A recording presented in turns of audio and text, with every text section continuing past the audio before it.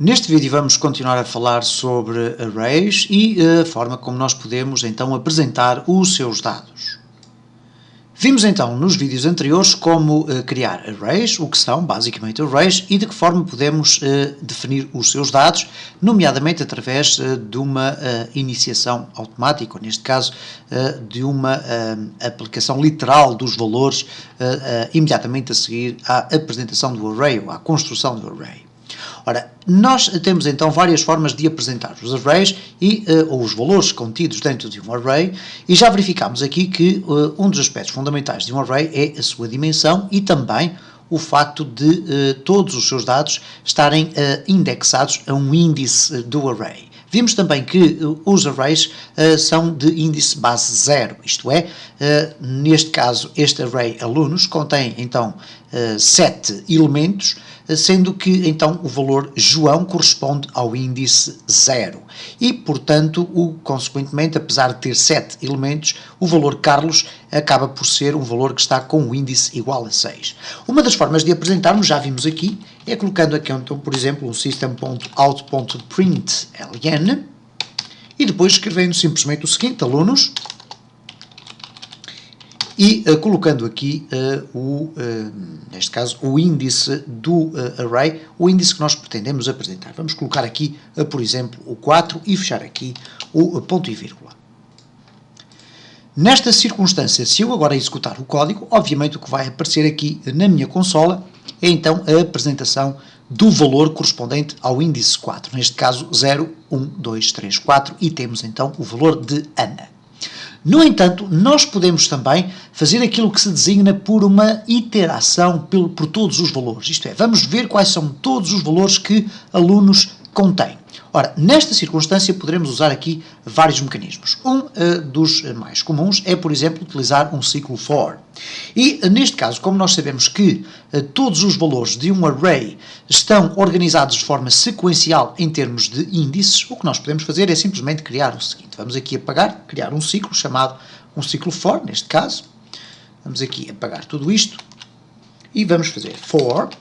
E neste caso vamos colocar aqui int da i é igual a 0, isto porque o índice é de base 0, e quando eu aqui defino i, posso definir uma variável com um outro nome qualquer, não tem que ser objetivamente i, pode ser índice, etc.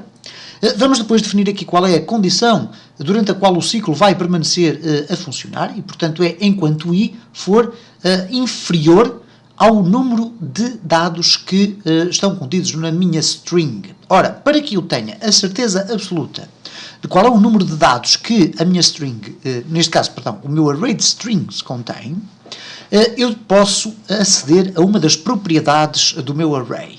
E vamos ter a ocasião já de ver neste vídeo e nos próximos algumas das propriedades que os arrays têm e que nos permitem trabalhar, organizar os arrays de uma forma muito subtil. E neste caso concreto eu quero saber qual é o comprimento, isto é, qual é a quantidade de elementos que o meu array tem. Ora, eu poderia muito facilmente chegar aqui, contar o número de valores e automaticamente colocar aqui enquanto i for menor do que 7, ok? E portanto iríamos ter aqui o i até ao valor 6, quando o i fosse 7 já iríamos ter então aqui o ciclo a terminar. No entanto, eu não quero criar aqui um embaraço no meu código, se por exemplo eu quiser adicionar aqui mais 2 ou 3 elementos, não quero ter que estar a alterar aqui. Então nesta circunstância eu posso definir, enquanto i for menor que alunos,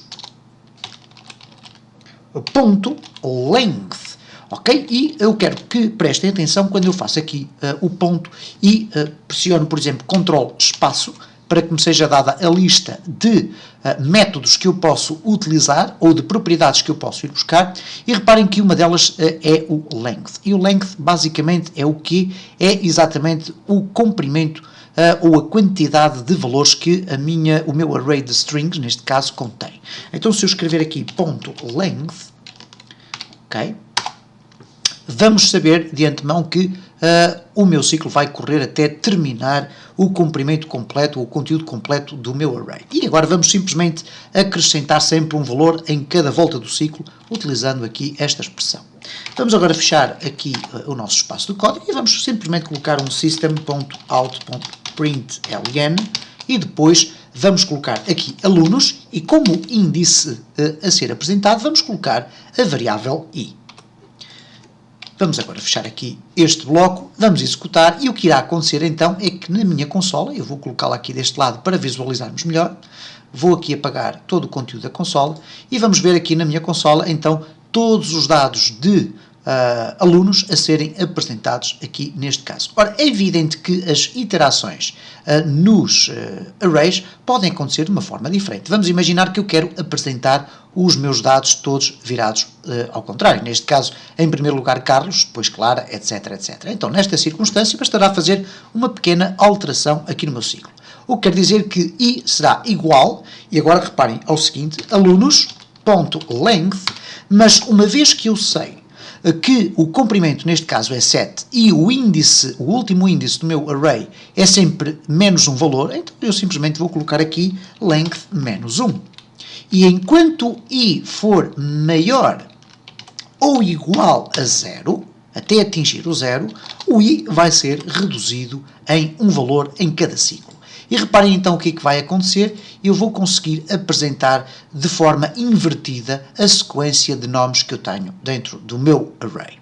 No vídeo seguinte nós vamos aqui continuar a explorar os arrays e alguns dos métodos que esta estrutura nos permite utilizar.